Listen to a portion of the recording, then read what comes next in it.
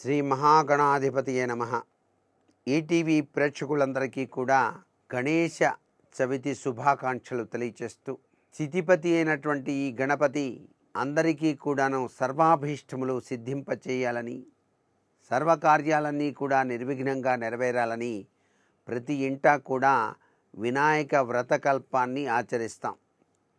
ఎవరైతే వినాయక వ్రతకల్పాన్ని ఆచరించి స్వామికి ప్రీతివంతమైనటువంటి మోదకాలు నైవేద్యంగా పెట్టి శమంతకోపాఖ్యానం అనేటువంటి కథను చదివి నెత్తిన అక్షింతలు గనక వేసుకున్నట్లయితే ఈ సంవత్సరం అంతా కూడా నీలాపనిందలు రాకుండా మన జీవిత యాత్ర సుసంపన్నంగా సాగటానికి విఘ్నేశ్వరుడు సహకరిస్తాడు. వినాయకుని విద్యార్థులు, వ్యాపారస్తులు, వివిధ వృత్తుల వారు కూడాను ఈరోజు పూజ చేస్తారు. కాబట్టి ఆ వృత్తులకు సంబంధించినటువంటి వస్తువులు కానీ, పుస్తకములు కానీ, పెన్ను ఇవన్నీ కూడా వినాయకుని వద్ద ఉంచి మనం పూజ కనుక చేసి ఆ స్వామి అనుగ్రహంతో మనం గనక వాటిని చక్కగా నిత్యం గనక వాడుకున్నట్లయితే సర్వవిధ శ్రేయోదాయకవంతమైన ప్రభావంతో విరాజిలింప చేసుకోవడానికి ఆస్కారం ఉంటుంది.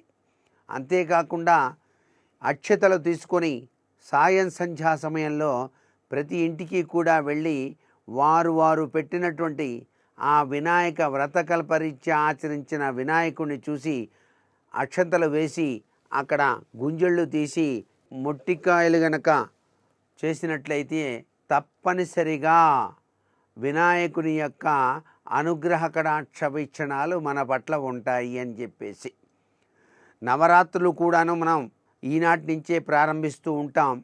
ఈ నవరాత్రుల్లో అనేక రీతుల్లో స్వామివారిని అనేక విధాలుగా పూజాది కార్యక్రమాలు చేయటం సంభవిస్తూ ఉంటుంది. ఈ స్థితిపతికి చాలా ఇష్టమైనది ముద్రాశాస్త్రం.